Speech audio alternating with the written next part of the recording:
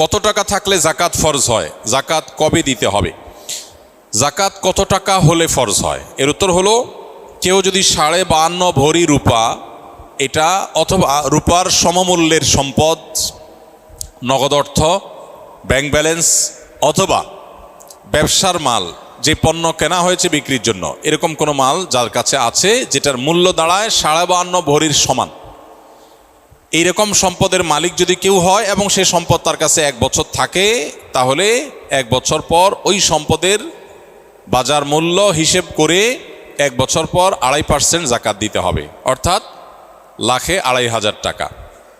এভাবে হিসাব করে তাকে জাকাত দিতে হবে। বর্তমানে রূপার যে বাজার দর, সেটা হিসাব করলে প্রায় 2.25 লাখ টাকার কাছাকাছি হয় 52.5 ভরি রূপার দাম। এটা ভ্যারি করে, উঠানামা করে।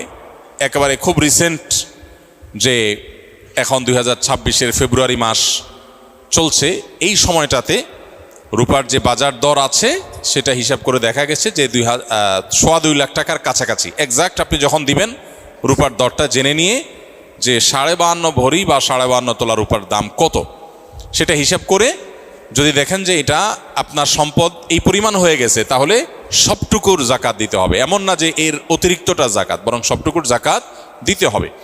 জাকাত দেওয়াটাকে জরিমানা মনে করা, এটা কিয়ামতের আলামত।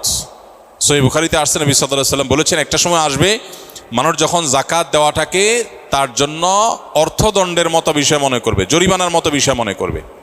এটা ভুল ধারণা আমাদের সমাজে। কারণ আমরা মনে করি যে জাকাত দিলে বোধহয় লস হয়ে যায়, কমে যায়।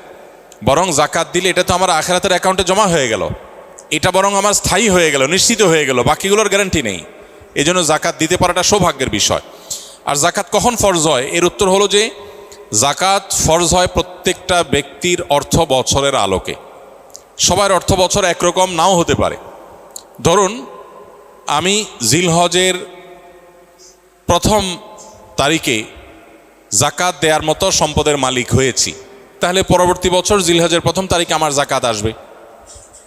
কেউ যদি মুহররম মাসে জাকাত দেওয়ার মতো সম্পদের মালিক হয়ে থাকে, তাহলে 1 বছর পর মুহররম মাসে তার জাকাত তার উপরে বর্তাবে। তো জাকাত বর্ষ এটা নির্ভর করে ব্যক্তি কখন সম্পদের মালিকানা আসছে তার উপরে। এখন কেউ যদি জাকাত দেওয়ার সুবিধার্থে, হিসাব করার সুবিধার্থে সে যদি একটু আগে দিয়ে দেয়, ধরা যাক যে আমার জিলহজে আসে, আমি রমজানে দিয়ে দিলাম হিসাব করে, কোনো অসুবিধা নেই, জাকাত অগ্রিম দেওয়া যায়, যে প্রতি বছর আমি রমজানে দিলাম, সমস্যা নেই। আমাদের সমাজে অনেকে মনে করেন রমজান মাসেই জাকাত দিতে হয়। জাকাত রমজান মাসেই শুধু দিতে হয় এমন কোনো কথা নেই।